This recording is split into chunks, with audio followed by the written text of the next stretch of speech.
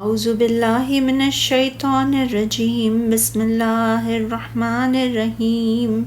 واللاتی یأتین الفاحشۃ من نسائکم فاستشہدوا علیہن اربعۃ منکم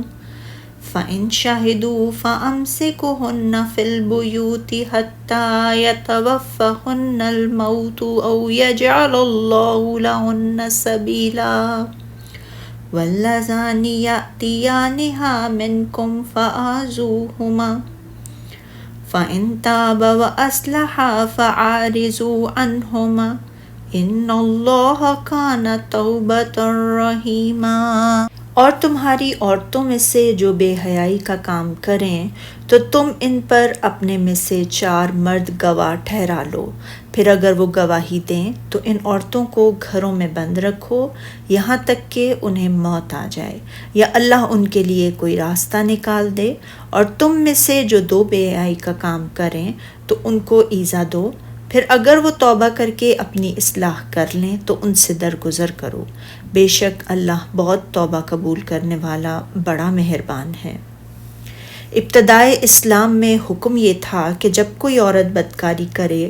اور عادلانہ گواہی سے اس کی بدکاری ثابت ہو جائے تو اسے گھر میں قید کر دیا جائے اور موت تک گھر سے باہر نہ نکلنے دیا جائے۔ اسی لیے اللہ تعالیٰ نے فرمایا، مسلمانوں اور تمہاری عورتوں میں سے جو بدکاری کا ارتکاب کر بیٹھیں ان پر اپنے لوگوں میں سے 4 شخصوں کی شہادت لو، اگر وہ ان کی بدکاری کی گواہی دیں تو ان عورتوں کو گھروں میں بند رکھو یہاں تک کہ موت ان کا کام تمام کر دے یا اللہ ان کے لیے کوئی اور سبیل پیدا کرے۔ اللہ تعالیٰ نے جو سبیل پیدا کی وہ ہے کہ جس سے اس حکم کو منسوخ کر دیا۔ حضرت ابن عباس رضی اللہ تعالیٰ عنہ فرماتے ہیں کہ سورہ نور کے نازل ہونے تک یہی حکم تھا، پھر اسے اللہ تعالیٰ نے کوڑوں یا رجم کے حکم سے منسوخ کر دیا۔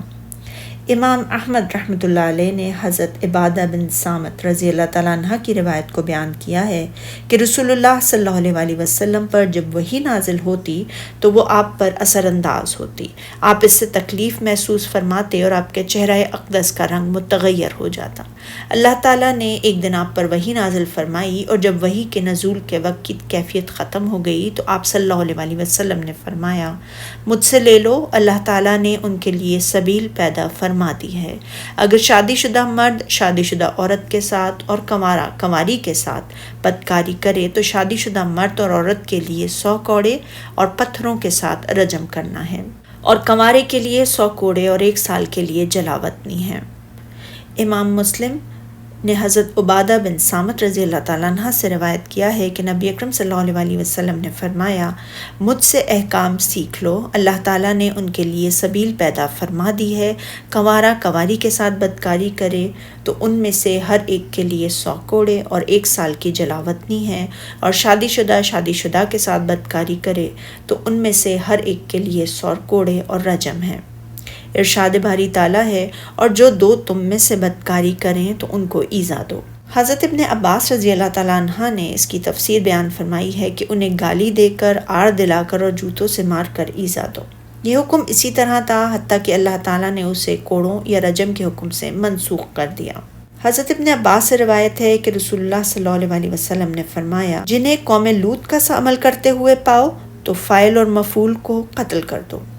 ارشاد باری تعالیٰ ہے، اگر وہ توبہ کر لیں اور نیکوکار ہو جائیں، یعنی اس برے عمل کو ترک کر کے اعمال صالح کو اختیار کر لیں تو ان کا پیچھا چھوڑ دو اور بری بات کر کے انہیں تکلیف نہ دو، کیونکہ گناہ سے توبہ کرنے والا ایسا ہے جیسے اس نے گناہ کا ارتکاب کیا ہی نہیں، بے شک اللہ توبہ قبول کرنے والا اور مہربان ہے۔ صحیح بخاری و مسلم میں حدیث ہے کہ رسول اللہ صلی اللہ علیہ وسلم نے فرمایا، جب تم میں سے کسی کی باندی بدکاری کرے اور اس کا زنا واضح ہو جائے تو وہ اسے حد لگا دے، پھر اسے آر نہ دلائے، یعنی حد لگانے کے بعد جو اس کے گناہ کا کفارہ ہے اس کے اس فعل کی وجہ سے اسے آر نہ دلائے۔ سبحانک اللہم و بحمدک، اشہد ان لا الہ الا انت، استغفرک و اتوب الیک۔